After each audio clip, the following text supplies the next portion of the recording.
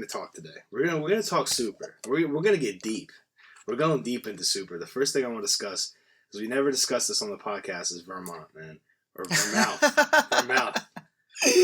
We're gonna talk about the clown today, and it's funny. I was on Instagram the other day, and I was gonna tag you in this picture, but there's 3 characters, and it said like for Bardock, comment for Cooler, and then the other one was like comment twice for the clown. It just said the clown. It didn't say what his name was. It didn't say anything. It just said the clown. And what's cool is there is a lot of anticipation for this character. And usually in a shonen series, when there's a lot of anticipation for something, they take a break right before they go into that episode.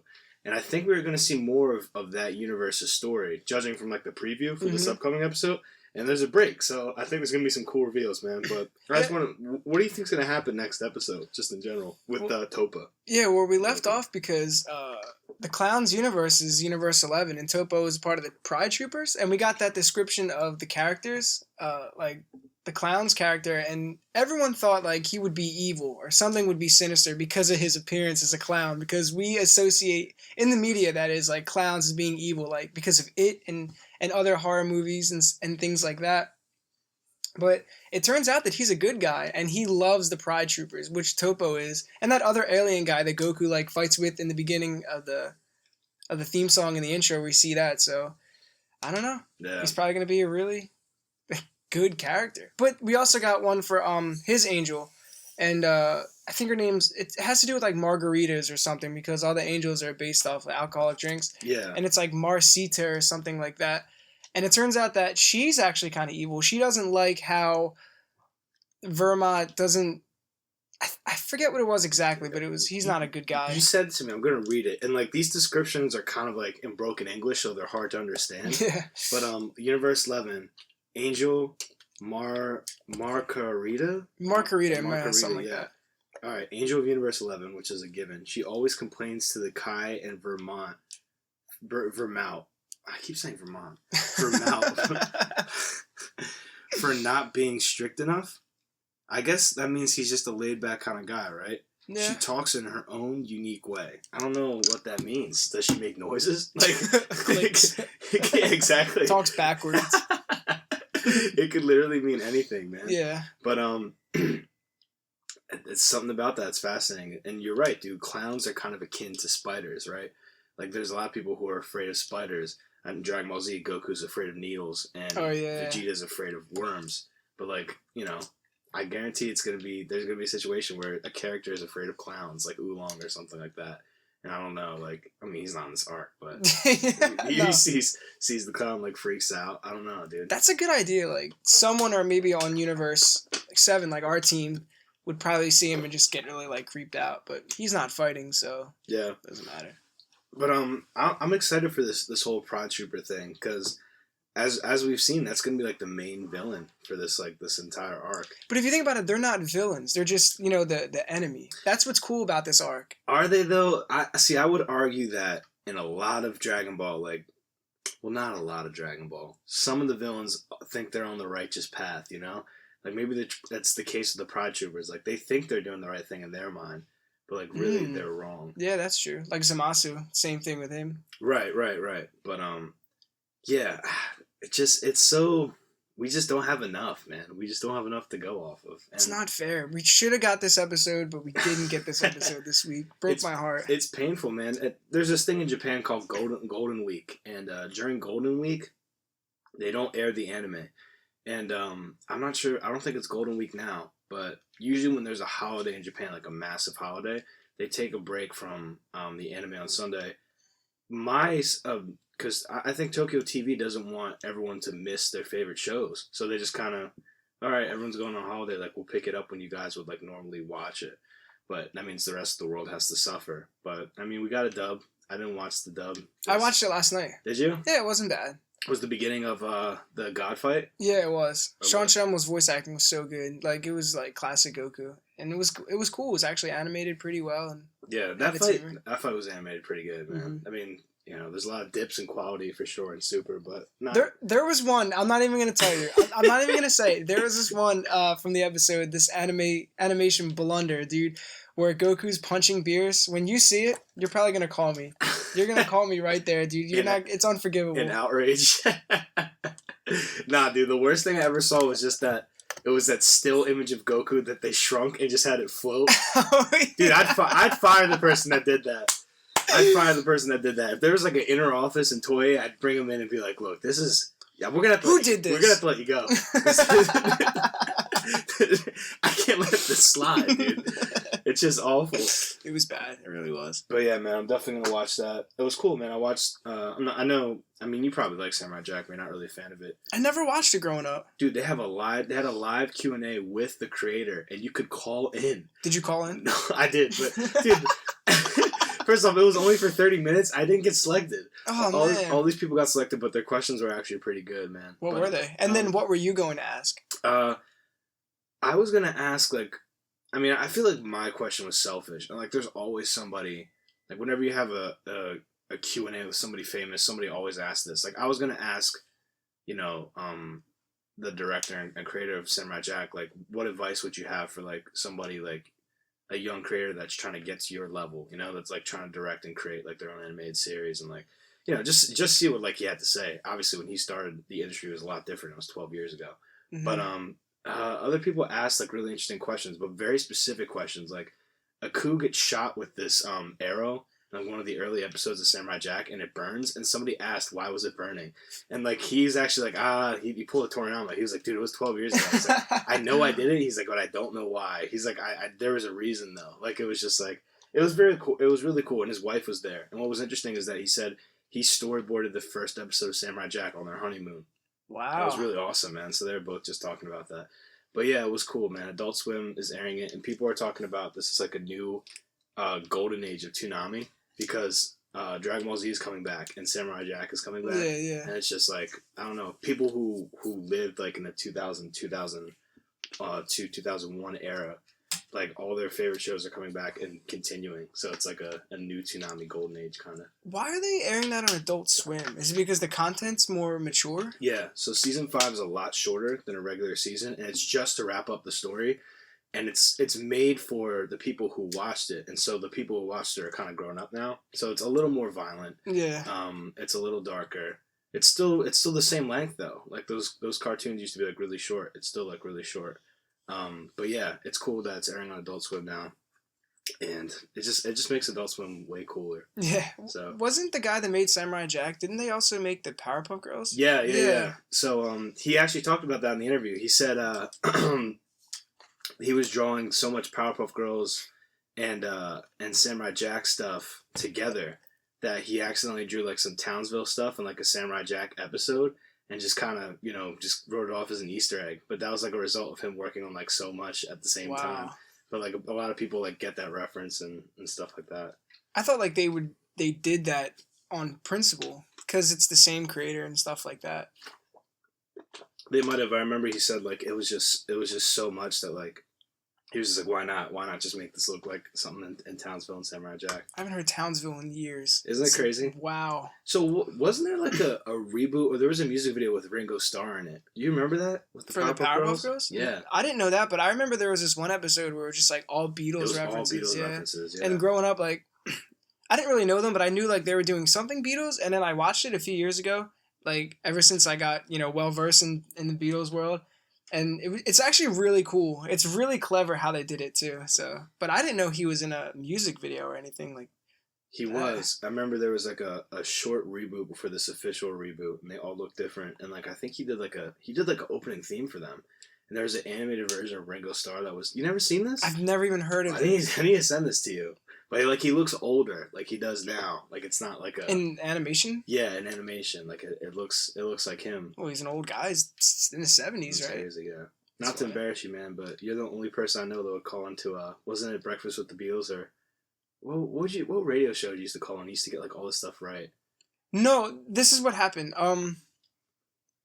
if it's what the story I think you're talking about, I was at home or something, and my mom called me because she went to the casino or something, and the radio station was there, and she was just talking to the guy. She's like, "Yeah, my son's a big Beatles fan." And he goes, "Oh, really?"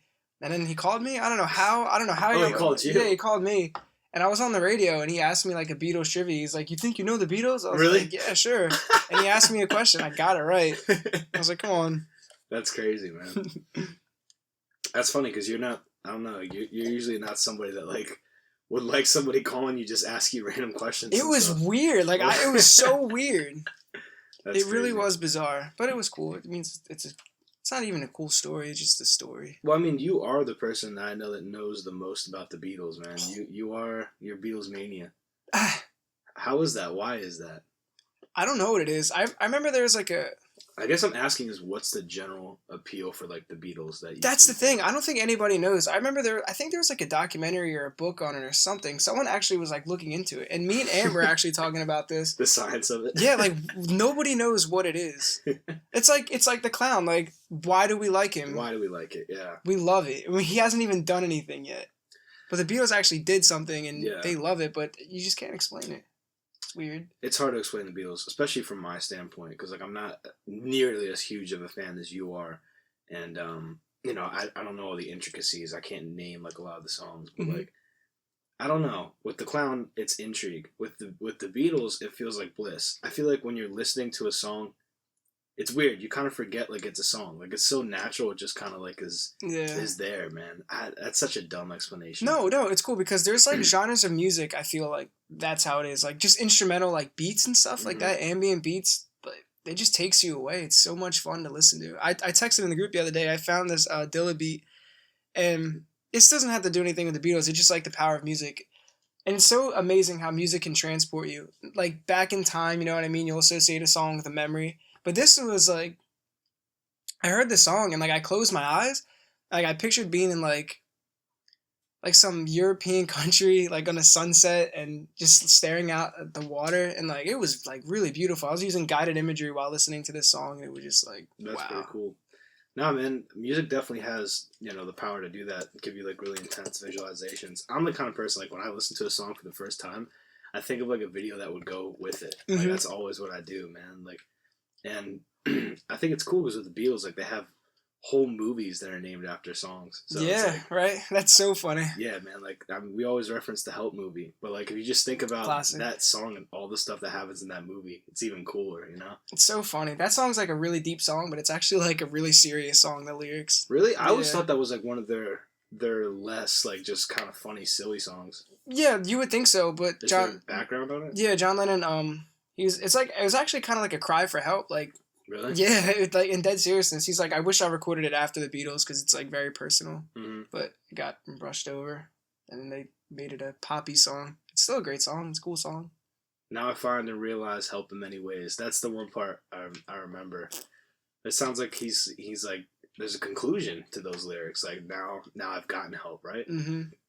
It's just I guess the stardom because they were huge, like all over the world. That probably catches up to you. Wow. I mean, no doubt, dude. But I feel like, you know, that's I feel like we always come back to like that discussion. Like, would you ever want to be that like famous? Yes, I wouldn't want to be that famous, but yeah, I want to be famous. You answered really fast, though. Oh my goodness, Jules, because it's like it's my dream, like not to be famous, but to do what I love and get and make a living off of it and have people pay for it. See, like I would.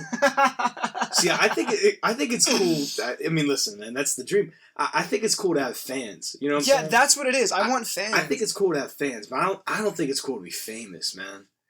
I don't think it's cool to be like Kanye West famous. I would. Yeah, no way. I would hate that, bro. He does that to himself.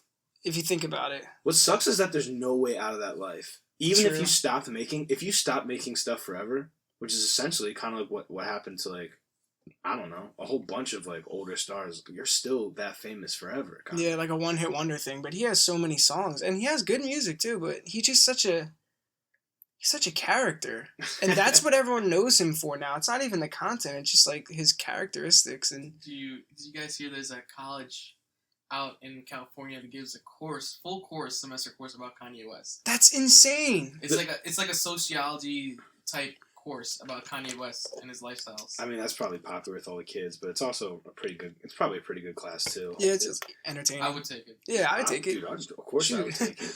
But yeah, no. There's a Batman class too. There's a class called the Science of Batman. I knew for a while there was a Walking Dead when the Walking Dead was like. Yeah, hot. I can believe that. What would they talk about? Like, I don't know. Zombies? I don't know. How to survive? How to survive. Weird. There was a Science of Batman one, and that one is like they go through like comics and movies and break down a lot of like the stuff that occurs and like the technology that Batman uses, compares it to reality. Excuse me. Continue. Oh man.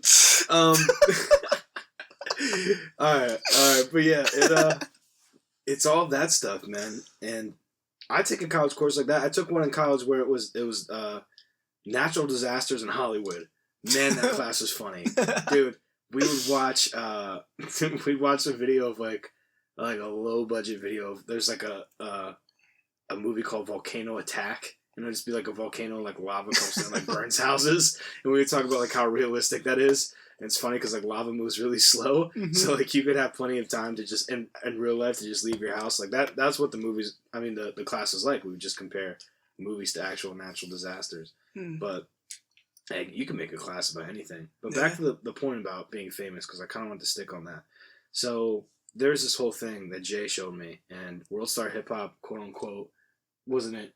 Took over Cash Me Outside Girl's Instagram account. So what they did, it was a marketing tactic. You wouldn't know, but what they did was they hacked her group, hacked her Instagram, but actually she just gave the access to it, and they started posting videos and messing with the account, looking like they got hacked by a hacker group, and they kind of were bashing like the American people or the internet generation, saying this is the type of girl you see as a role model and this is the type of person you want to make famous.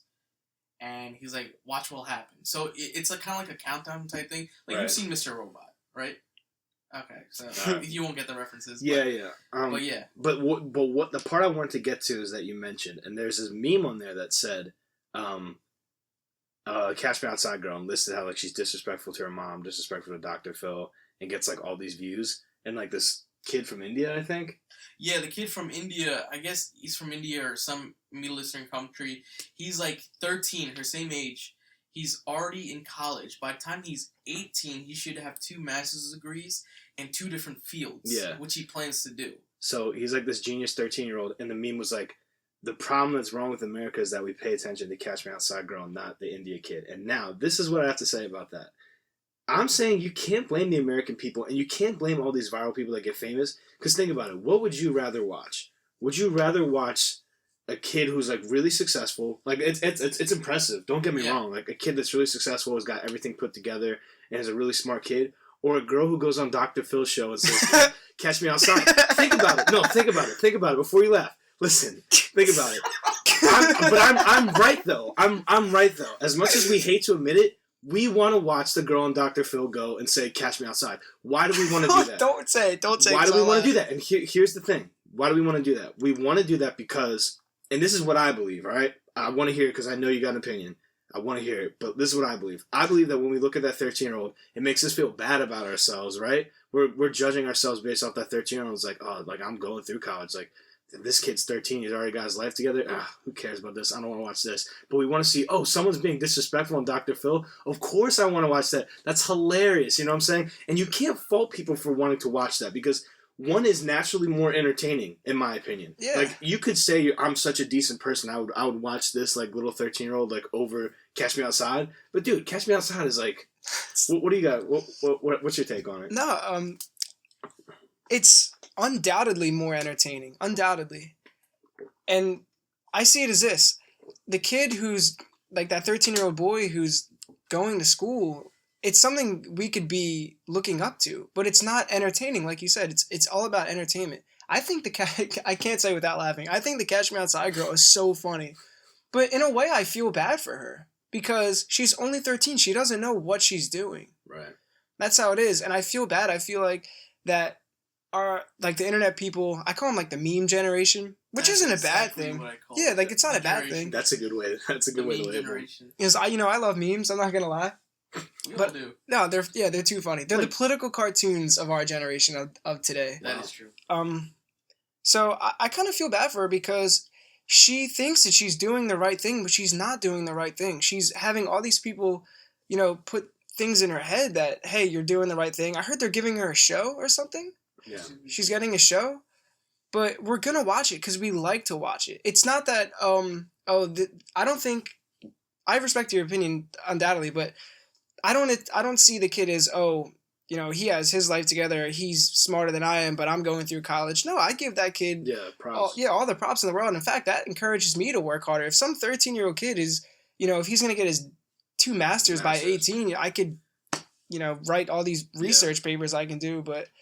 And I'm not going to backpedal, but what I mean is that I think the majority of people do that. You think so? Like I choose to be inspired. Like it's a choice. Like I look at that, I'm like, wow, it's cool. But I think a lot of people are more egotistical, and they just don't want to watch that. They're just like, all right, this guy's got his life together. Because it's boring. It's not anything exciting. Right, but we want to see things crash and burn. Like we want to see things go wrong on Dr. Phil. Like not that something went wrong, but we want to see like something that's just like explicit, something that comes out of nowhere. And Catch Me Outside Girls is perfect, man. It really is perfect. Perfect. Someone made a you know how these things happen, the meme generation, the internet generation. Someone made a trap remix. I think it was a dubstep remix. Great Dane did one too. Of Catch Me Outside. Wow, I gotta hear that. It's awesome. This one dude did a dubstep one.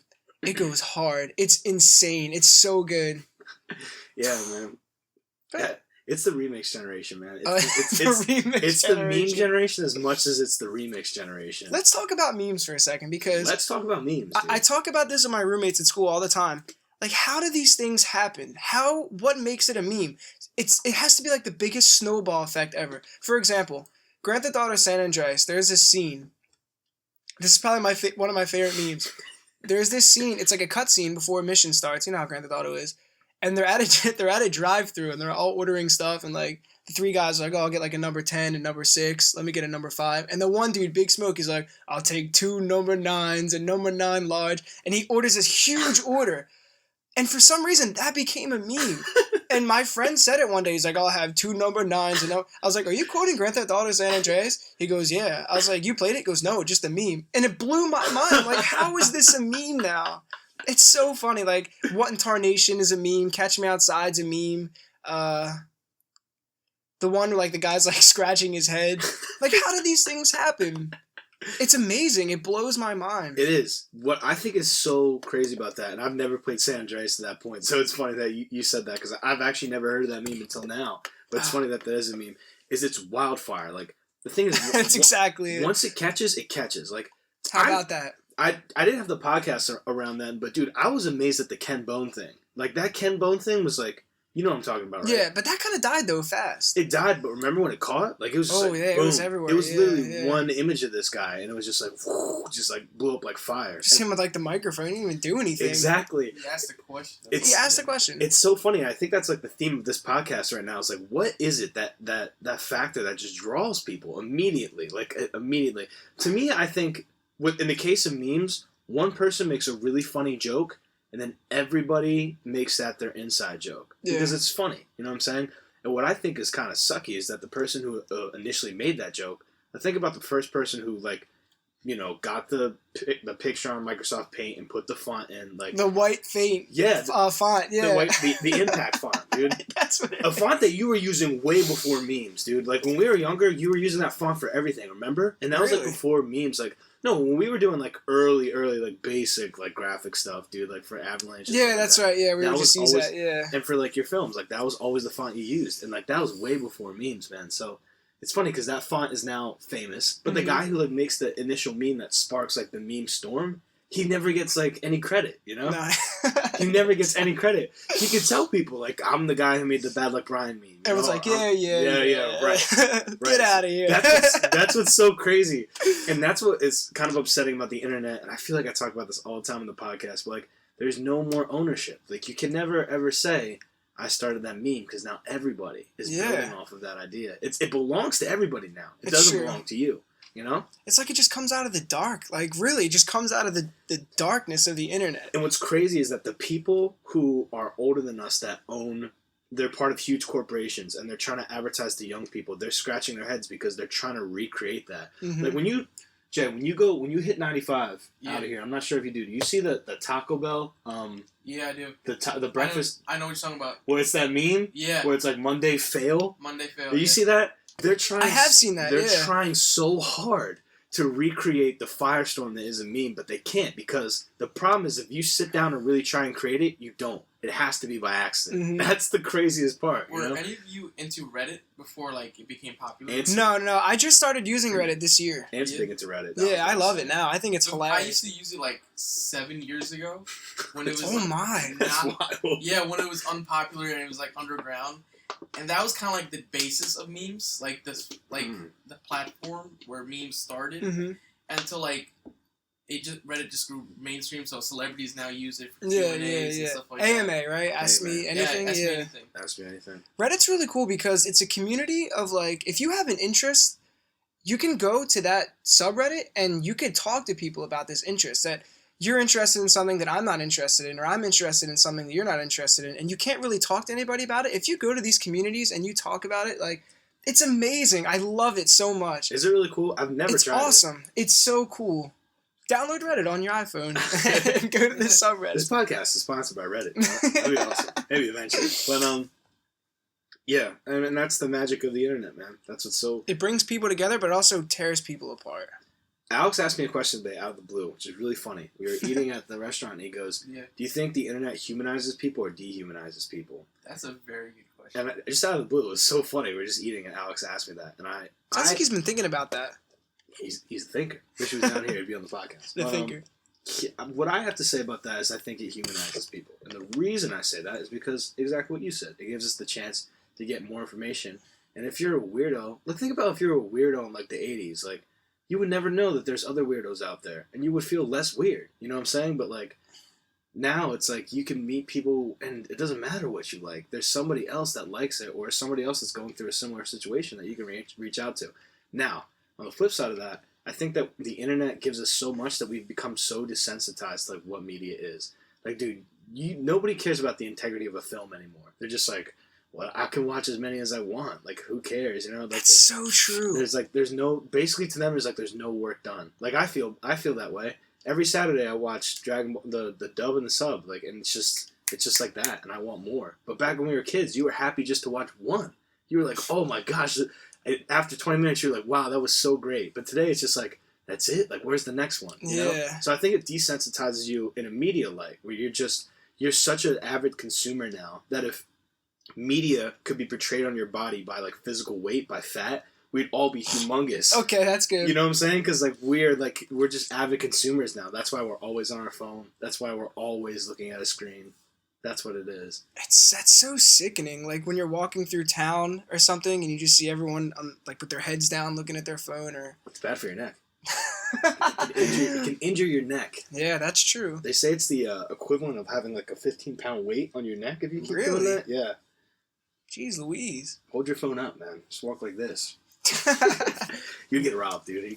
Yeah, somebody would smack that in your hand. Right quick. What do you think, man? About what exactly? The desensitization. Does it humanize us? I guess, yeah. Okay. Oh, yeah. Does it humanize us? I think there's like light and dark. So it can definitely humanize, but it can also dehumanize. For example, for like dehumanization, I don't even think that's a word, but if you look at some of these memes, some of them are really bad. Like, they'll take like a picture of somebody or a group of people that's going through something really horrible, like starvation or something, and they'll make it a meme, like it's a joke. Yeah. The ones that I honestly scratch my head are like the Holocaust memes. Yeah. Like that's just like how that's even a thing. I have no idea how there's humor in that. It's just crazy. Yeah. I mean, yeah, I guess that's the point you're getting to is the freedom of expression on the internet, right? Yeah, but the fact that you can say anything, and people, it's weird because people say, like, a lot of people on the internet take this approach. If I can say anything, then I should say anything. You know what I'm saying? Because why not? No one's ever going to know it's me. But it's like, if everyone could realize that the tasteful thing to do would be the opposite of that, then I think the internet would be a better place. But of course, it's just like, man, when you have a comment section, just the stuff that you see on there is just wild, bro. God bless comment sections. They are the funniest thing in the world. All right, save your idea, because you had a good idea this week, but I don't want anyone to steal it. So. Oh yeah, I shouldn't talk about No, it. I think you could, but like you make it very clear that this is your idea. So if it pops up. All right, this is my idea. Anthony Clarkson's idea. I want to compile a book, right, of YouTube comments. So each page would be like a thumbnail of a video, and the bottom, underneath the picture, would just be all the funny comments. It would be like a picture book, and it would be so funny. You'd laugh for hours. It'd be a really cool coffee table book. Yeah, you know what right? I'm saying? Like people could just flip through. And what was the title? What did we call it? The best of YouTube. Oh, The best of YouTube comments. YouTube comments. That's so funny. That'd be awesome, man. I think the videos have to be kind of like well known though. Yeah, right. Yeah. It can't just be like random videos with Yeah. funny comments, because some of those comments are just like, they just leave you laughing for minutes. Oh, like they just never leave you. Like if you're listening, like go home. Like if you're home, I'm sorry.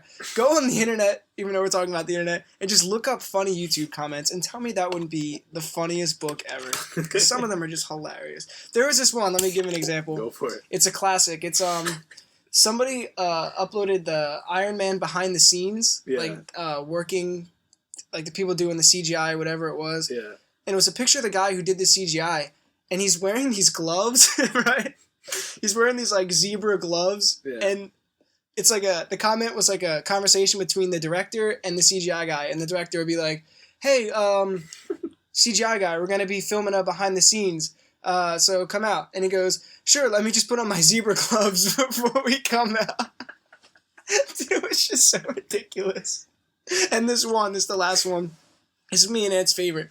It was like an older guy. He has 2 folders, and he puts them up to his ears. And the video is like, "This is what you sound like to other people." And it was just a snapshot, right, of the guy holding the folders to his ears. And the comment said, "It's like, oh my god." It's like, oh my god, ... It's Friday night, and I'm sitting in watching the old guy put folders against his ears. I'm going to dial up. So funny how someone took the time to write these comments. It's awesome. And they're great too. I would argue that it's even more entertaining to just scroll through and just read comments. It is. It totally sometimes is. it is to watch the video. Mm-hmm. And that's what makes the internet great, man. It's the fact that anybody can say whatever they want. It's the people. For the people, by the people. Right. Exactly. Did I say that in the wrong order? I probably didn't. For the people, by the people. No. By the people, for the people. The people. You got me. Yeah, people rise up. You know what I always think about sometimes? What will be like the next like big thing? Not even like, did you ever think about that? Like how memes, they come out of nowhere, or internet trends come out of nowhere. What do you think is going to be the next big thing, or the next big thing that shocks us?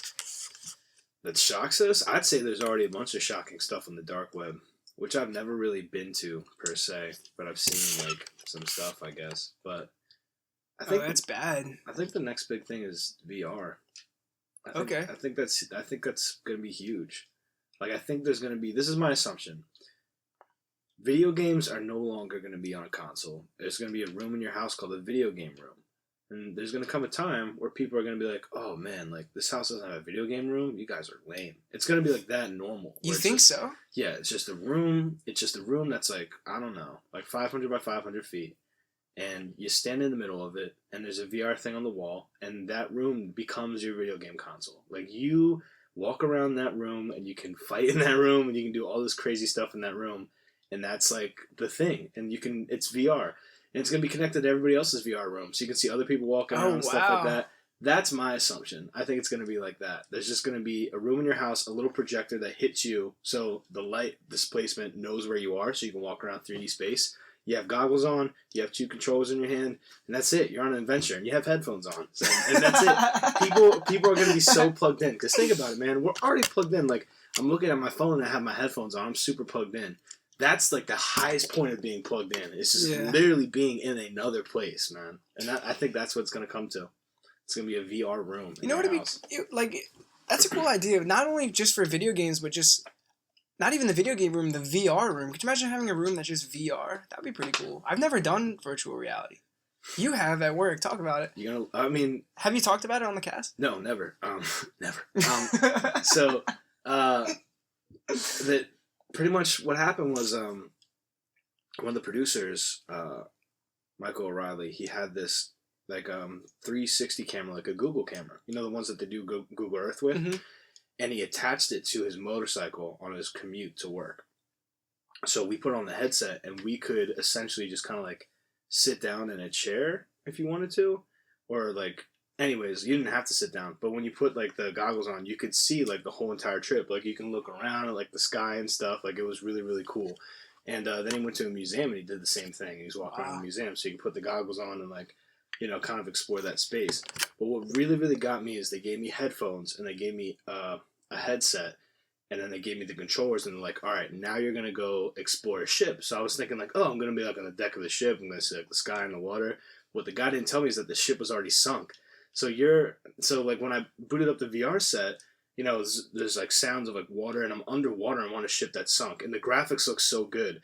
The cool part was fish are flying near you, and they fly by your face. And dude, I went that because they seemed that close to you, and then a huge whale came up, and the eye was parallel to you as it was going up, and it was just really, really crazy how real it felt, and the fact that there was, like I said, there was a light thing that hit you. There was with lasers that showed your displacement, so it knew where you were walking in the environment, so it gave you a real feeling of space. You could walk around this setup that they had, and it felt like you were walking on the deck of a ship.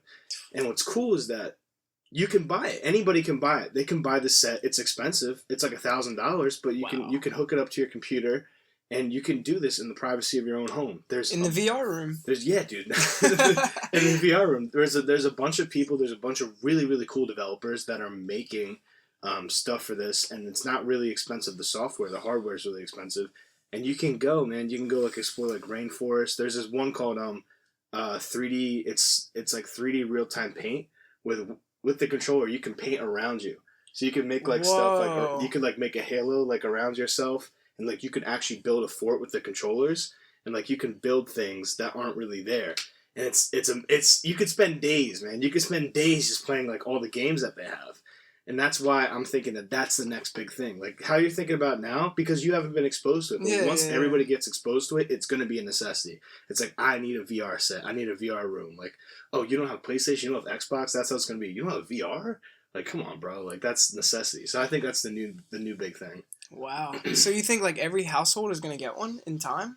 Yeah, I mean, if a DVD player. If you're middle or upper class, it's definitely not going to be cheap, but it's going to be it's going to be a PlayStation 4, man. They'll probably be more accessible as the years go down. What I think they should do is they should make them available in libraries so kids can come and play. That's a good idea. That'd be awesome. They already have video games in libraries. Yeah, that's so cool. You can go to the Bucks County Library right now and get a PlayStation 4 game. That's wild. Yeah, they have CDs too and movies and you remember the days, man, where you had to go to Blockbusters and spend $7 to rent a game that you had to return. Horrible. Basically, your save is void because you're never going to play it again.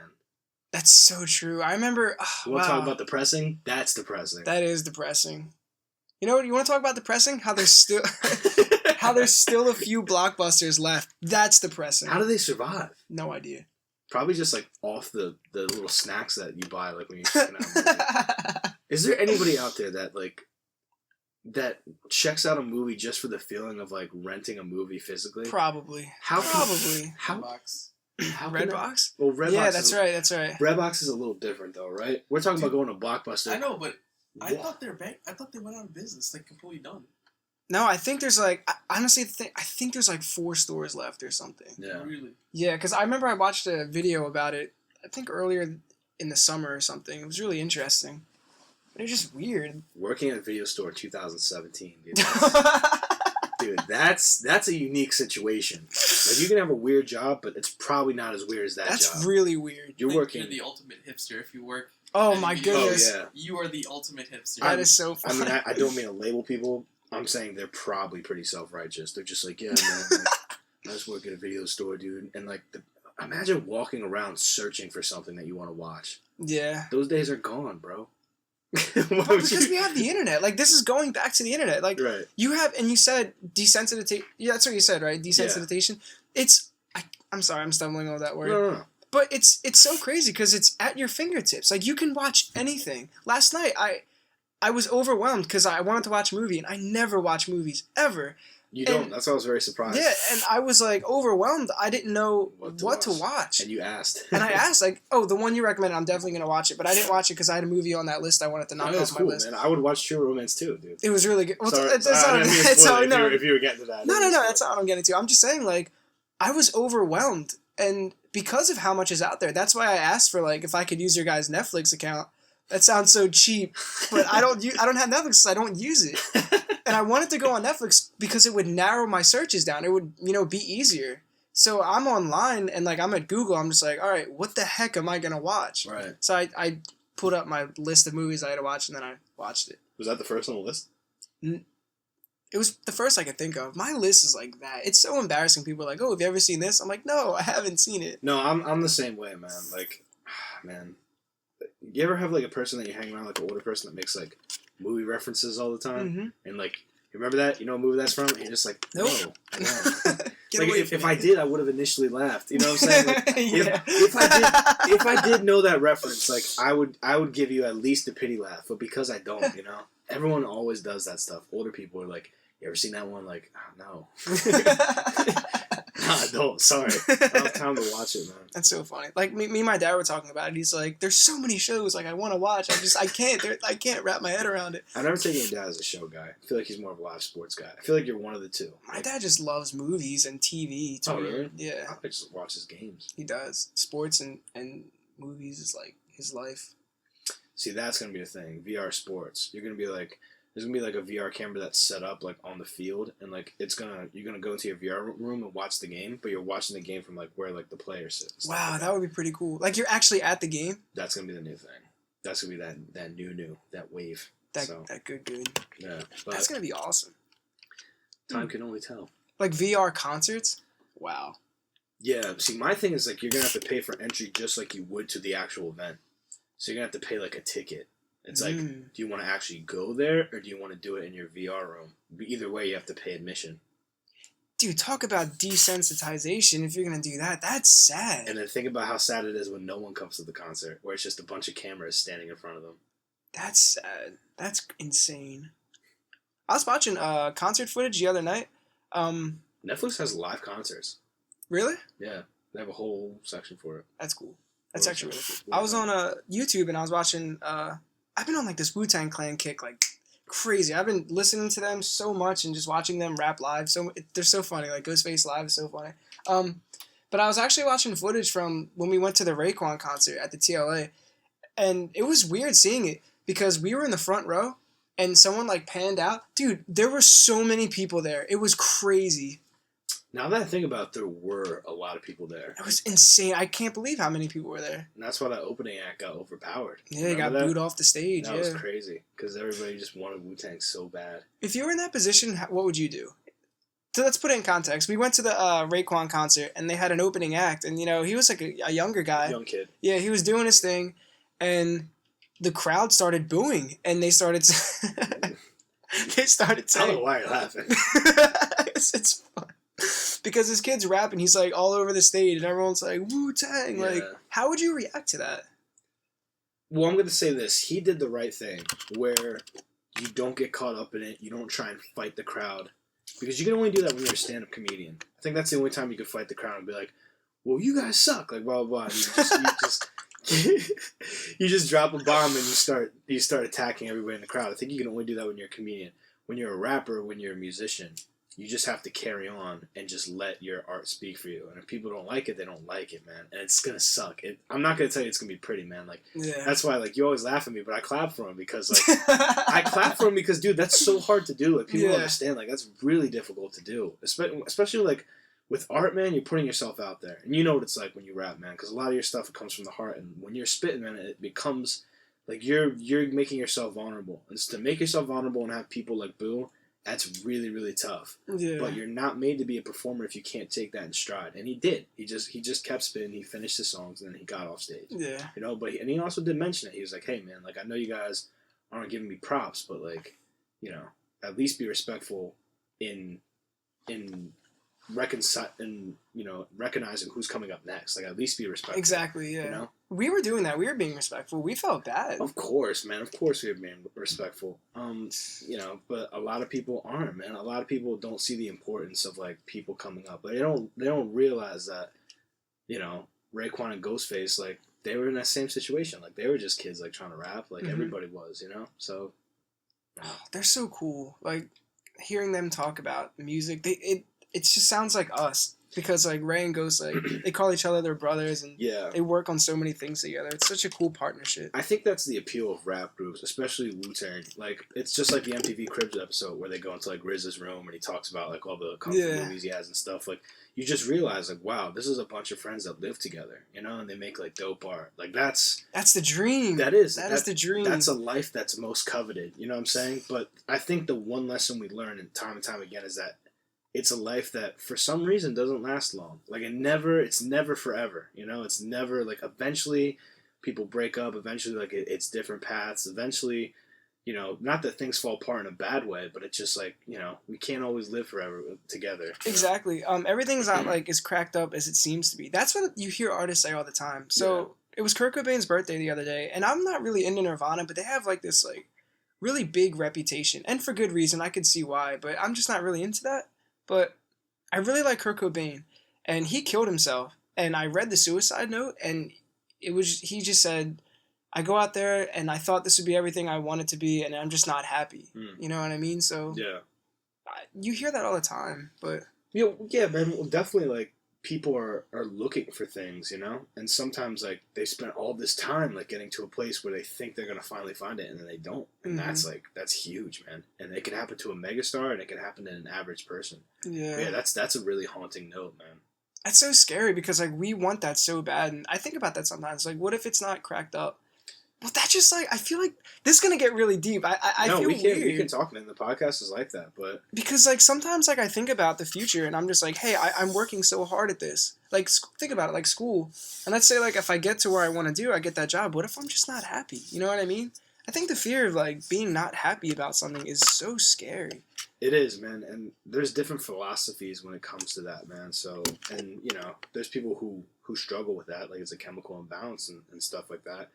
And there's also people who are just in really bad situations. But you're right. And I think that's it's a big concern for a lot of college students because a lot of people, you know, when you're going through classes and when you're doing your thing, it's nothing like what you're going to be doing out in your actual job. That's so true. So sometimes, man, you have no idea, like, when you get out there, if it's really what you want to do. But the important thing to realize is that your degree doesn't define you, man. Like, your education doesn't define you. And I know, like, there's some people listening to that and they're gonna roll their eyes. Like, you always have the choice, man. You always have the choice to pick up something else, to bite the bullet and go back to school, to just say, you know what, I'm done with this job. I'm going to see if there's something else better. It's like there's always a way out. That's what I have to say. There's always a way out, man. Yeah. And if you're not happy about something, just change it. Exactly. Sometimes it's, you know, that's not the case. Yeah. I totally agree. But sometimes, actually a lot of the times, that's the case. If you're not happy about something, like, you have to make the effort and you have to change that. Right, man. And, you know, that's for everything. That could be for a job, man, anything. A friendship that's just, like, you feel like you're being taken advantage of, you know. But, yeah, you have the power to. And the thing is, I'm making it sound easy. It's not easy. It's not easy, to believe that situation, you know, because you're afraid. Because you're afraid, like, oh, what am I going to do if I have no direction? Like, I graduated in this degree. I graduated in, I don't know, African philosophy. And I don't want to be a professor anymore. Like, I want to go travel. People have different advice when it comes to that point. Some people would say, you know, go back and, like, learn something else, or just go travel and see, like, if you can find a job out there doing something like that. Mm-hmm. You're the captain of your ship, man. And a lot of people disagree with that, but that's what I have to say about it. It's so true. Like, it's manifest destiny. It's right. If you want something, go get it. It sounds so cliche, but if you want it, you know, go get it. Yeah, man. You gotta, but, you know, exactly what you said. My attitude is, man, is you gotta hunt it down. Like, go get it is sometimes it's understated. Like, you really gotta devote a lot of your energy to it. Mm-hmm. And, like, that's what these kids nowadays that are doing music and hip hop and stuff like There's that. so many people doing that. But think about it. the people who live in that limelight, the people who we see, who we know, who are household names, these people, bro, they have dedicated like an unhuman amount of time to doing that. They have it's ridiculous how hard they work on it. Some people, man, they give up stuff that they shouldn't give up, that a sane person shouldn't give up, like a job, like something like that. Like, these people really put it out on the line. And some people, man, their risk is rewarded, and other people, their risk is not. That's what's so scary about that. But the thing is, if you always think about when you take a risk, like what you're going to lose, then you probably are going to lose. You got to think about, like, all right, I'm stepping out and I'm doing this. I have enough faith in my ability that I will win, man. Like, I feel like that's what it's about. That's so scary because, remember, I don't want to say any names, but someone you and I both know, because I don't want to sound negative if I say their name. Go ahead, say it. But I remember we were in high school, and, we would learn a lot about, like, law of attraction and things like that.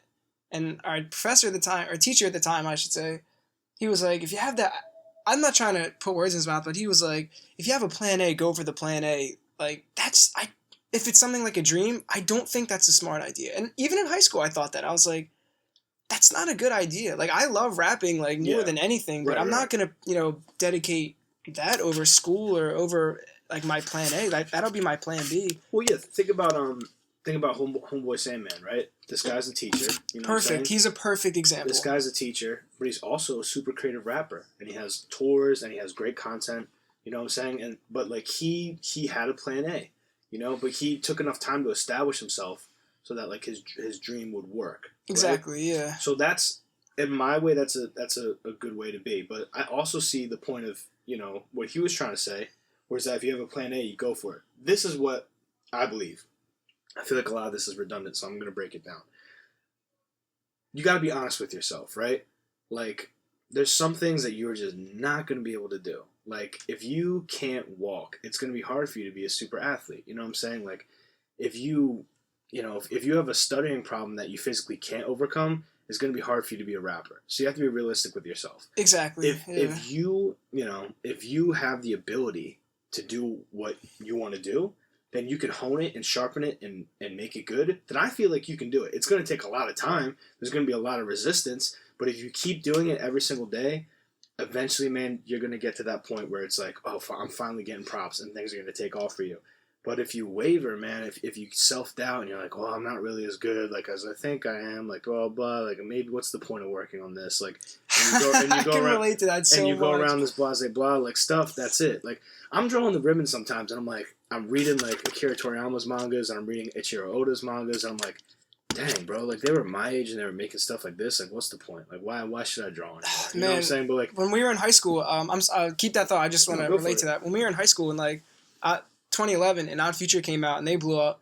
When I heard Earl Sweatshirt, I stopped doing this. I stopped writing. I remember you were struck. I went through like an existential, like a crisis when I heard him. I was just like, I can't do it. Like, this kid's our age, and he's just like amazing, killing it, and it's crazy. Like, it's discouraging, but it shouldn't be discouraging. But yeah, now we're coming full circle. It's just like the 13-year-old that went to college. Are you gonna let that inspire you, or are you gonna let that be like, oh man, that makes me feel like crap? For me, like, I look at it and I say, I'll never be as good as this guy, but I think I'm good. You know what I'm saying? Yeah. I think I got something here. And you just keep being persistent with it. And even if it's not paying off, man, even if people aren't giving it props, you keep doing it now because that's so relatable. Because the reason why you keep doing it, though, is because you're not doing it for anybody else at this point. You're doing it for you. And I feel like if you do something for you long enough, eventually, somebody gives it some daylight. Exactly. And as soon as that train starts, it's a wild ride. You got to hold on, But, like, is that why you're drawing the ribbon? Like, because it's like... Yeah, and see, my goal with the ribbon is this. I told myself that I want to make my own, like, comic, my own graphic novel with 250 pages in it. And I don't know when it's going to be done, man. The first volume is 250 pages, but I'm going to do it. It's going to be something that's going to be under my belt forever, something I can reference to employers, just as, like, a piece of work. That's something I authored and created all by myself. And that's my goal for it. Like, my goal is not to sell 1 million copies, not to have a bunch of online fans. It's just I have my very own graphic novel. Exactly, yeah. I love that, man. And, like, if I'm making, like, a rap album, it's like, wow, like, I have my own album. Like, my best friend produced it. I wrote all the lyrics. Like, to me, that's worth more than gold. And that's a throwback to like the first episode I have with Rob 10K Friends, man. Like I told him, I was like, my favorite feeling in the world is having something in your head and bringing it into reality. That's so true. There's no better feeling than that. Seriously, nothing comes close to that feeling. It's amazing. Like when you can relate to this. Like when you hear a song, like a beat, and you're like writing a rap to it, and just the lines and everything just like connects. Like when you put that together, like pencil to pad, like it's amazing. It's such a beautiful feeling. But I can totally relate. What you were saying about how, you know, you put so much effort into something and like no one says anything about it, and it's kind of discouraging. And like I have that problem because I work really hard on like the songs that we write and stuff like that, and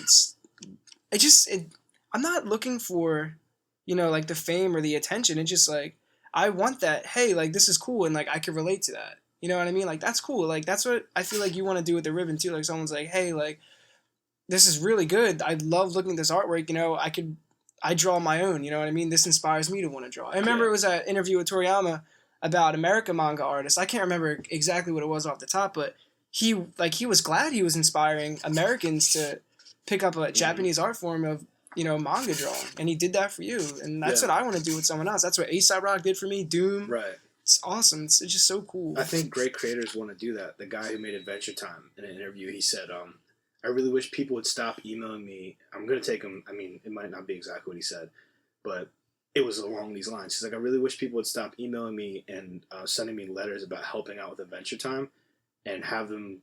And I wish instead that they would go make their own cartoon. Mm-hmm. And like, that's what it comes down to, man. Like you can hop on the train or you can start your own train. Like, and it's very, very cliche. Like, oh, are you a leader or a follower? And I don't want to say that because that's corny, but like, seriously, that is like, just make what you want to make. Don't let anyone make you feel some type of way. But you're right, man. Like it's okay and it's natural to want somebody to give you a pat on the back and be like, yo, that was dope. You know what I'm saying? I feel like this is my philosophy. Just know that may not come for a while. You know? Yeah, exactly. That may not come for a long time. But if you're persistent, I feel that eventually it will come, man. Eventually it's gonna happen. Yeah. You just gotta keep working on it, bro. In the sunshine, in the rain. Man, that for real. In the sunshine or in the rain, man. Like there's some days, man, where I'm so beat from work and I'm feeling like some type of way, and I'm just like, I just don't even feel like drawing today. Mm-hmm. And I just go and I sit down and I draw anyway, man, because like it's become my sanctuary, man. It becomes your outlet. We could talk. This could be a whole nother podcast, bro. I don't want to stop talking, but I know we're getting towards that time, and it's killing me. We could talk for 2 more minutes, man. But like, I have the clock right up here. But that's how I feel, dude. I feel like when something becomes a part of you, because for you, and like, it doesn't even have to be rapping, man. Music is a part of you, bro. Like just making music, making songs, like it's a part of you. That'll never ever go away. When something's a part of you, man, and you embrace it, I think that's where the great things come from. But you can never be too self-critical. Like, I know this girl, and I saw her at a party. I might have talked about this in the last podcast. I think I did, actually. And I was telling her, like, you know, you should really go.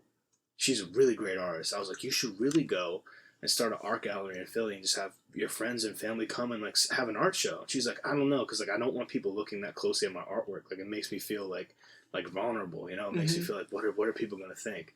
And I feel like once you eliminate that feeling, that's where the path of greatness comes, man. Cerberus, I think for you, I always reference that, but I feel like that was your breaking point, where you're just like, you just wrote what was on your heart and what was on your mind, man. And that's what made it so good and cohesive. Like, it's crazy. As a project, man, as a project, if you listen to it from beginning to end, you're like, wow, man, this is so potent. I think once you embrace, like, what it is that you're trying to express and you just continually express it with energy and with passion, man, it comes together, bro. It comes together. That's so true. Like, that really has a lot of heart. And, like, sometimes it's actually kind of hard to listen to it, but it's cool when you go back to it because, like, some of that stuff really is, like, it's just, it has such a punch to it. But think about listening to it like 10 years from now, man. That's why, that's so cool. When you're in another state in your life and you're going to be like, wow, man, this is what I was going through. Like, it's like a time capsule. Exactly. That's so cool. That's what art is, especially for artists, man, is you go and you look at these things and you're like, wow, like, and you see like, oh, I've improved so much. Like, now I spit so much better. I record. Like, I know it's that way. And think about your drawing. Yeah, that's exactly how it is. In some of your drawings, you'll look back and be like, I drew this, or this is a cool idea, or look how much I've grown since then. And because you have been having these crazy drawings since what? Grade school. Yeah, man. And they're only getting better. progression, man. It's all about progression and persistence and just having fun along the way. Because a lot of times you're not getting rewards, man. There's not a lot of people patting you on the back. There's not money coming in. So you make your own rewards. You're satisfied with what you make. That's I'm what sure you said. when you made Cerberus, I'm sure you sit there and you're like, wow, bro. It's so funny. done. No, that's how it was. Done. I remember I told you, the last song I wrote for was actually the Tin Man Complex. And dude, as soon as like I wrote all the lyrics and like I rapped it, I practiced it, I saved it, and dude, I closed my laptop and I went, oh, it's all done. Everything is done. It's all out there. I worked so hard on this. Right. Oh man, it's Right. such a good feeling, and that's probably how it is. That's probably exactly how it is with you. Every time you're done like a chapter of the ribbon, it's just like I'm wow. telling you what, man. When I finish this chapter, I'm celebrating, bro. I'm celebrating. 'Cause I've throwing been a drawing party. this all year, man. And what's cool is though that this chapter actually took me shorter to finish than the last chapter. So every chapter, Really? I'm getting better at doing it faster. That's the whole improving thing. So I feel like this graphic novel is on the horizon, but it's just still a lot of time that I got to take. And I'm thinking about starting Patreon, man. What's that? You don't know what that is? No.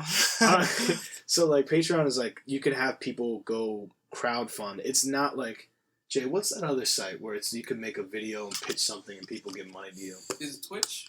No, That's the video game one, that's right? when Where they're people play watching video you games. do something. What's that one where it's not GoFundMe? It's the other Go one. fund yourself. Is it It's the other one where you can. Jay, what am I thinking about? It's like a video and like some guy will be like, "We're working on this new 3D light. Like you can give us $5 and you'll get this much." Oh, I know it. I forget what it's I don't know called. what I know that website's exactly what called you're talking either. about. I just forget the name of it.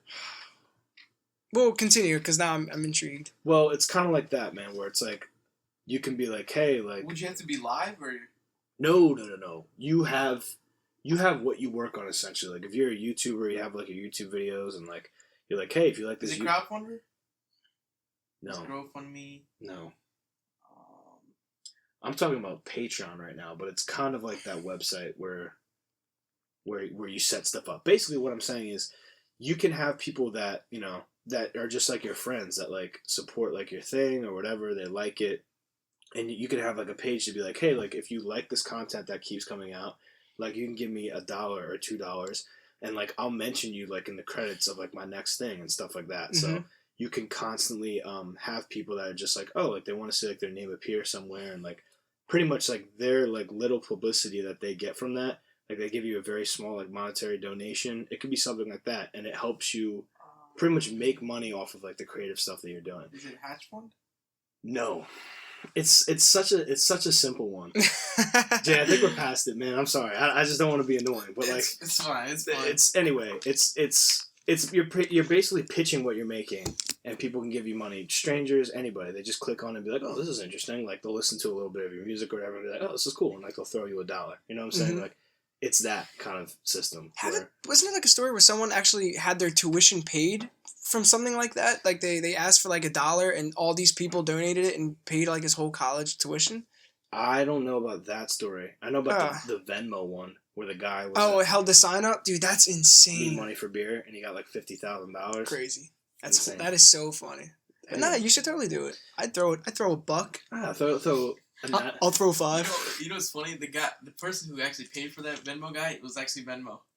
Really? Venmo saw that on Twitter and they're like, all right, we'll give you money. Really? Dang. Yeah, because like it's kind of like free advertising for them. Venmo. Yeah. So it's kind of like an investment. I don't know if it was 50,000. Was it? I think it was like 5,000, something like that. Because he was like, "Mom, send me money through Venmo." But he got money from other people though, Jay. He didn't just Yeah. he didn't just get money from like. From Yeah, but Venmo. like Venmo did like throw out a good chunk of money. Of course, yeah. Yeah.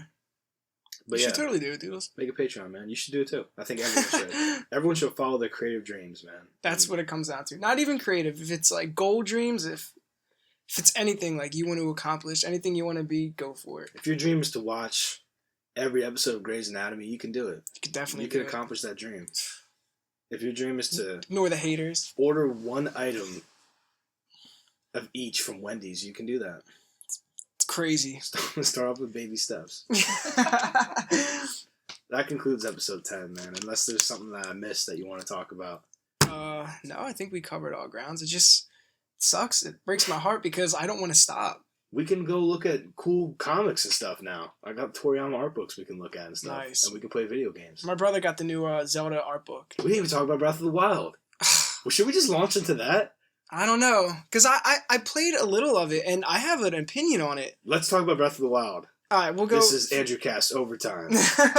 Welcome to late night hours. All right, so my brother. The sun goes down. After dark. All right, so and now I'm buzzing off my coffee, so we can keep it going. Oh, yeah. So my brother got the Switch. Let me just say the Switch is amazing. It's so cool, but he was playing Zelda, and you're gonna laugh. And I told you this before. And I'm not the only one who feels like this. Our boy Happy Console Gamer said this today because he did a final thought video on it. Dude, it's overwhelming. Like my brother was telling me like all these things you could do, and I'm like, Ronnie, I don't think I could play this. Like I was dead serious, and I love Zelda. I think it's my favorite game series, and I was watching him play it, and he's like, I think over 10 hours into the game, and he didn't even do the storyline. He's just doing all the things you could do. And I was like, so if you're not playing the storyline, what are you doing? And he said this, and it actually made me laugh. He goes, I'm just doing things. And I was like, Ronnie, I can't play this game. Like, because I don't play video games anymore. Like, I don't play PS4, and it's kind of disheartening because, like, I want to play Zelda for the adventure. I don't want to play for the things I have to do, like cutting trees down and cooking meat. Cooking, oh yeah. And he's like, he opened his inventory, there's all this food and stuff. I'm just like, Ronnie, this is insane. He showed me the map. He went through so many spots in the map without even doing the storyline, and there's still so much to see. Like, I don't want to get like too sidetracked, but to compare to that, like Grand Theft Auto 5, I beat Grand Theft Auto 5. I didn't even explore the whole map. I didn't do side missions because it's overwhelming to me. It's just crazy. Right. But it looks beautiful. The music is so cool. I hear the story's awesome. The voice acting, it's crazy, but it sounds really cool. What do you think about, because you're a purist Zelda fan, do you like voice acting in the game? I mean, they would obviously never voice act Link, but do you like how like Princess Zelda has like a voice and stuff now? Initially, like I was kind of like, it's weird, but it works. It totally works. It's funny because the Zelda voice acting, it just like grunts like, huh? It's just really? like, yeah, it's crazy. Like Twilight Princess has some of the funniest sounds, but it works out really good because like it's more cinematic. You know what I mean? It's better than just reading the text, you know. But I think it's what really it has to be for the kids nowadays. You know, like it has to be more immersive. But I was watching a lot of Let's Plays, and you gotta love Let's Plays. No, actually, I was watching Game Grumps, which is the best Let's Play of all time. My roommate watches that all the time. Dude, Game Grumps is goals. That's what Game Grumps is. Anyways, I was watching and yeah, man, like you can just like chop down trees and like get like a leaf that like blows like wind. Like you're right. You can pretty much do anything in that game. I don't think it's overwhelming because you can choose like the speed at which you want to do it. Like, do I want to just stick with the story or do I want to do all side quests? I think it's overwhelming that the amount of hours that it takes, according to the IGN review, to do all that stuff is 100 hours. Wow. Think about how crazy that is. Sinking 100 hours into a game. Dragon Quest VII is 100 hours. Really? The one that I'm playing right now. I'm like 25 hours into it. It's 100 hours. I don't know when 8's going to end, and I feel like that's a long game. But just think about like a Zelda. That's insane, because those games they're long, but they're not like, you know, crazy long. Like, how long did it take you to beat Ocarina of Time? Like, it's not that long of a game. Wow, how long did it take me? I have it on my DS. I'm saying like maybe like 30, 35 hours. See, that's not that bad. Maybe 30 hours. 30 hours. But but I think it's cool that Zelda's open world, because correct me if I'm wrong, wasn't the first game like that? Like, wasn't the first game? It was open world, yeah. Like, exactly. I think that's awesome, man. Like, so it's kind of like a throwback to that, but in a way, it's like a whole new genre of game. That's what Happy Console Gamer said. He's like, it took me back to when I first played Zelda, how it was like an open world. So here's my next question: do you think that the next Zelda games are going to be like Breath of the Wild, but even bigger? Like, do you think this is going to be a consistent pattern now for Zelda games? I feel like it's a consistent pattern for everything now. Like they have the capabilities, or they're working towards the capabilities of making everything way more bigger. You know what I mean? So it's probably going to be, bigger than that, right? Like they can only go up because it's getting rave reviews. So obviously they're just like, hey, we're doing something right, or we did the right thing, so let's stick with that formula. So it's probably going to get bigger, yeah. I just feel like if your game isn't open world nowadays, like people don't want to play it. You think? That's how I feel. I feel like everyone's like, is it open world? Like, is it sandbox? Like, no. All right. Well, I don't want to, you know what I'm saying? I feel like everybody wants, and it's just so weird seeing Nintendo make an open world game. Even though Zelda is that kind of thing, you know, but it's just like, I feel like that's in demand now. People want to like make their own adventures, and I think Zelda is a prime example of that.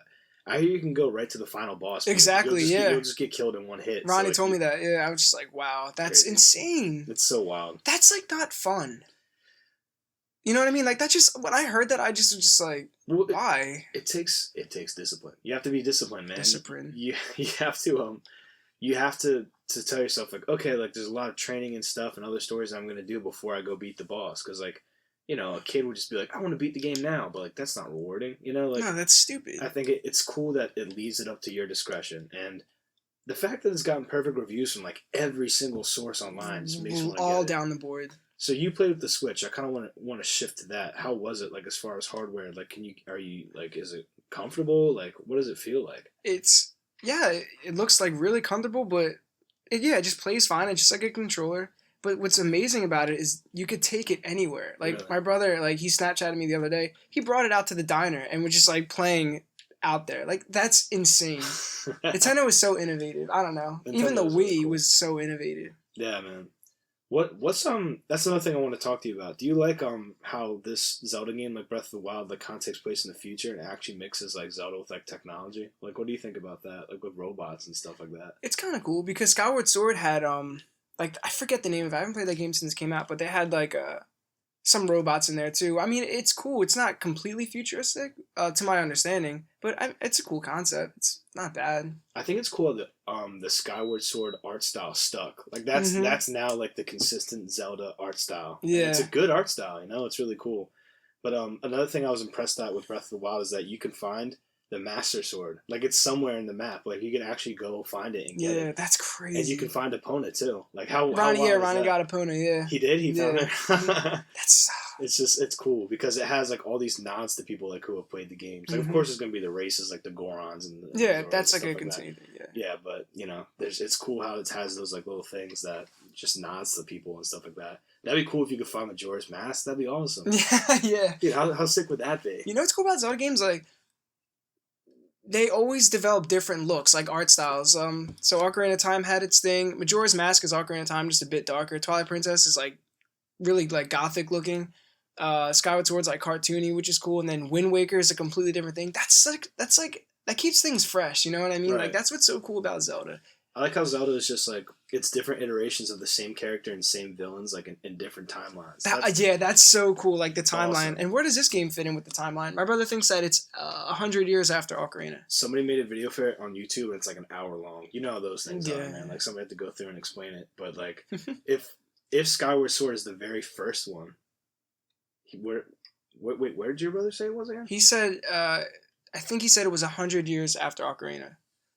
Wow. Because Skyward Sword's before Ocarina of Time. Oh wait, no, Link wakes up in the future in this one, right? Yeah, that's what he said. Like Link wakes up. It's Oh, weird you how didn't we're see the opening scene? No. Oh, I just saw gameplay. We have to watch that. It'll give you yeah. context as to which one this is. Because he wakes up in like this weird thing, dude. That's crazy. Yeah. So we know that Link is the same Ocarina of Time Link in Majora's Mask, which is cool.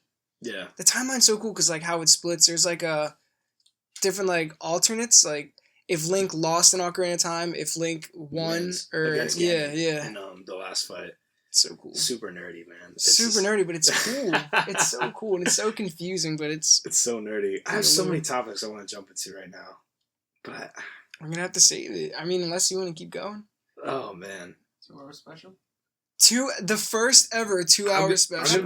I'm gonna be honest with you. I forgot to set my timer, so I don't know how long this episode is right now. Did you check up top on the recording? What is it? Where does it say? It says.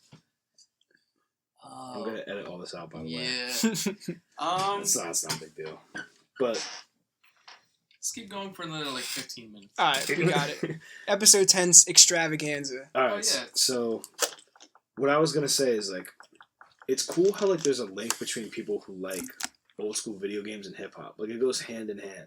Like there's so many like hip hop people that are like fans of Zelda and stuff. Street like that. Fighter, that's like the big one. Yeah. Like I think it's cool that like people who are really into video games like during that time period are also like cool hip hop artists and stuff like that. Think about the Wu-Tang Clan, like, because they did everything in RZA's basement. Like Cuban Links recorded, Liquid Swords, everything was done there. Early Ghostface stuff was there.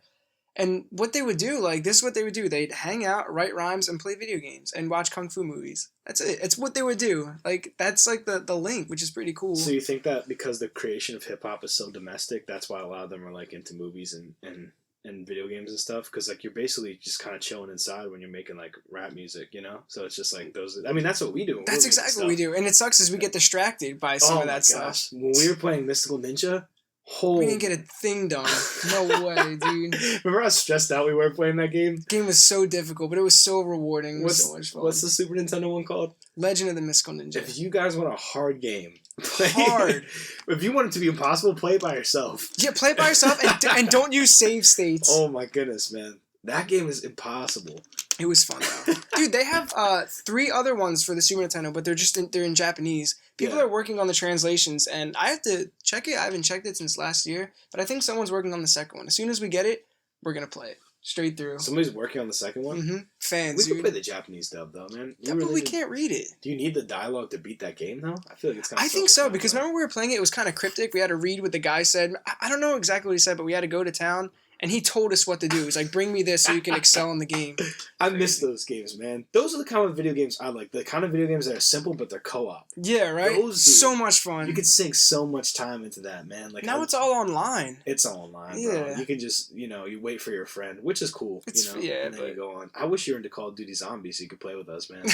No. That stuff is fun. Is it funner than Mystical Ninja, dude? The stress, the laughs, oh my god, like I almost got it, dude. Okay, all right.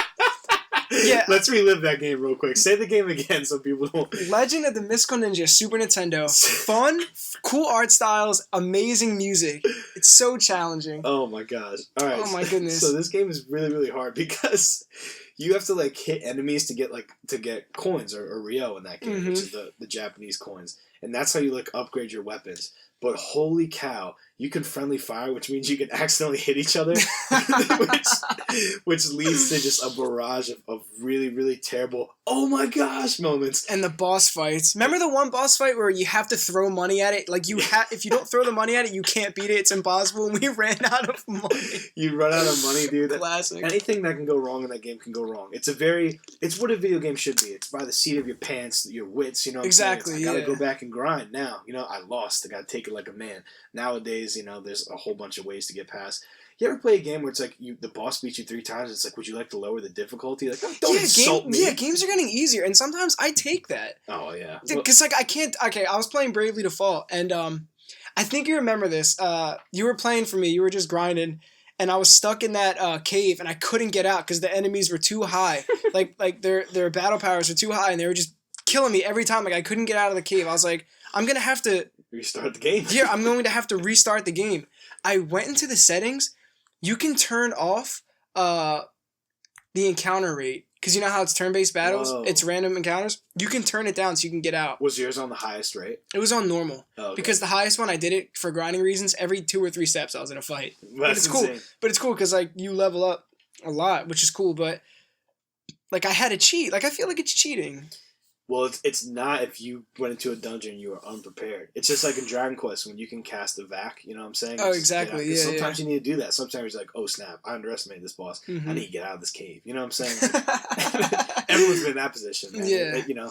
So, and that's you just being too trigger happy and like not being patient enough in an RPG. In JRPGs, man, when you're not patient, the cost is high, man. Exactly. It's so high. High cost. But this goes into a whole nother discussion. Yeah. I feel like this is so funny. This is actually hilarious. Not what I'm going to say, but this whole like how we're leading into different branches of conversation. But I feel like everything now is becoming so easy. Everything now is becoming more accessible. If that makes sense. Like it goes back to the internet again. Like we're backtracking. I feel like everything is more readily available to us. Games are getting easier. Content is like more readily available. Like Games are for sure getting easier. I mean, there's always going to be like really cool games that are like difficult but in a rewarding way, meaning like you mastered the skill to what makes the game great. Mm-hmm. That's why I like Kingdom Hearts. Like you start off and like you're just getting used to the fighting system, and by the end of the game you're like facing like an almost impossible enemy, and it feels so much better when you beat it. Nowadays like games are more like movies, and people get really frustrated easily. Mm-hmm. And like I spent $60 on this and I can't beat it. So now the hype to like make sure that everyone's happy with it is even higher. And I think that's why developers are like, oh, people are gonna not like our game if it's too hard, so we have to like have leeway for Exactly. And there's not a lot of reward nowadays where it's like back in the day you had to work at a game. Like remember like the PS2 games that you played, man, like Grand Theft Auto missions that you couldn't beat. Like there was this one mission in there was 2 missions in San Andreas. No. That one was easy. There was 2 missions in San Andreas that actually made me put down the game for like a week. The one time I actually put the game down for a month. I'm a super big Grand Theft Auto fan. Let's talk about it. All right, there was 2 missions. There was this one race mission. Grand Theft Auto has these missions. For some reason, they have racing missions. Like people want to do racing missions. I actually tweeted at Rockstar. I was like, I hate racing missions. I keep them out of the game. I actually tweeted Rockstar. Was there one in 5? I forget. I think there was like a 1 or 2. There are a few. Yeah. It's just so annoying. Like, hey, like if you like that, that's fine. But I personally don't like it. So I aired out my grievances to Rockstar via Twitter. Like they saw it. Like they could give a crap. But, there was this one in San Andreas where you have to race down a mountain. And it was so hard. And as soon as I did it, I tweeted at Rockstar. I was like, I beat this mission, like, in your face. Please, no more race missions. It's so funny because the game came out in, like, 2005, and I was playing it in, like, 2013. So it's this old game. That makes it even funny. Yeah, they probably have no idea what it was. But there was this one mission in Grand Theft Auto San Andreas that was unholy. You have... Oh, my goodness. You have to fly a plane, and, like... It just doesn't work. It's just so bad. It's horrible. And, like, I was going online, and I was just like, can someone help me out with this airplane mission? And everyone just like, oh, the online, like, the PC version's easier. I'm like, I'm not going to play the PC version. No, it's so stupid. Oh, man. Just funny. Is it landing the plane? I don't remember exactly what it was. It was just navigating the plane. Like, it was horrible. It was just not fun. I think that's why Angry Video Game Nerd is like so appealing to us, man. Because like there's somebody out there that shares the same frustrations, man. Oh man, how about? Oh no, continue saying. I'm sorry. No, I'm. What are you gonna say? No, I'm just saying like he does it, and like it's so true. Like how he overreacts. Like it's like it's funny, but it's so true. Like how many times you play a game, Kingdom Hearts, for example, you're fighting the boss, dude, and you're getting him down to that last life bar, whatever it is, and the pinch comes out. That's what we call it, the pinch, and it kills you. And then Sora goes, oh. Dude, and the heart shoots up, and you're just like, no, and you're screaming. When the screen goes white, exactly. I was going to say screaming. There have been times where I'm just like, no! Like, dude, like, I'm not like Alex, like, my brother will throw, like, the controller or something, like, and that's bad, man. Yeah. Like, that's when something will get, like, but I'd be like, no! Like, dude, I've done that so many times, man, like, especially with, like, secret bosses and stuff, like, because you get so far, like, you put in an hour. It's the same thing with RPG bosses, man, like, well, RPG bosses, at least the death is slow. That's the funny thing. Like, you know it's coming when it's turn-based. It's like, oh, this is it. Like, I'm dead. But, like, with Kingdom Hearts, man, it's so painful because it's that sound that's like that, and the screen turns bright, and you're like, no. You take this huge breath, and you're like, no. It's horrible. I followed all the steps, but for that last step, I messed up. That was the thing. Like, I should have blocked, but I healed instead. It's always that thing. But that's what makes it so rewarding, because think about it. When that happens... You want it sometimes, like, you're like, all right, now I know what to do. Like, I could just finish that one step. And other times, it's like you said, you just put it down for a month, and you're like, I can't do it anymore. But long gone are those days. Yeah, long gone are those days. I remember you and me were talking about this, and, like, I think about this from time to time, and it's so funny to me. Because someone else shared this mindset. It's, you play a game when you're younger, right? I'm sorry, it's just so silly. Let's talk about it, man. You play a game when you're younger, right? Yeah. And you're not very good at it. And we actually agreed on this. We're like, maybe I'll be better at it if I'm older. It's like you'll play this game for PS2 or something, and you suck at it, and you can't get very far. Yeah. And you play it like a few years down the line, and you're just like running right through it. Like, why is it because we're older, we're more better at a video game? You know what it is, and you're gonna laugh when I explain it. When you're younger, you're playing a game, you don't listen. There's a lot of explanation that goes into like learning the controls and stuff like that. But you're just tapping X. You don't care. Like, exactly. You come to this part, you're like, why can't I get over this? Why? Why can't I double jump? And it's like, hey, you have to get the item that you equip to double jump. But like because you blew through all the dialogue and stuff, you don't know that, and then you're just like, well. And then when you replay it, you actually listen to what people say. You're like, oh, that's what I was supposed to do. Oh yeah. There's so many moments like that. At least for me, that's been my experience. Nah, it's just that's so true. But and like you're more experienced, but it's just so funny. Like, hey, maybe when I'm older, I'll be better at something. It's true, but like, it's funny that you think that too, like as you're playing it. But for example, the very first time I beat Kingdom Hearts, I didn't know that you can equip stuff in the AP. So I was going through the game with like the low jump and everything. Think about that, dude. I didn't equip any of those because I didn't think you could. That's it, dude. And and the first time I beat it was in 3rd grade. So it's just You beat it all the way back then? Wow. Not by myself, man. Not by yourself. I had a neighbor actually, and that was like he beat it too. So he's like helping me beat it. But now you can just breeze through the game, no problem. Gosh, yeah. I played it so many times. That's a game that I will never stop playing through.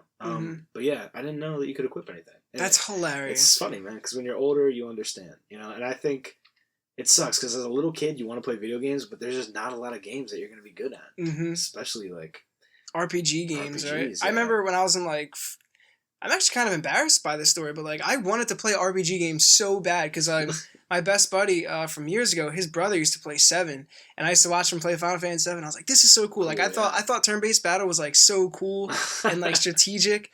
And I remember like because they played Final Fantasy 7, I had birthday money and I went to Toys R Us, and they were still selling PlayStation 1 games. Wow. And I bought long gone are those days. And I bought Final Fantasy Origins, so it's 1 and 2. Yeah. And I was like, cool. It's Final Fantasy. Like, the older kids are playing Final Fantasy, so I'm going to play Final Fantasy. It should be the same. Right?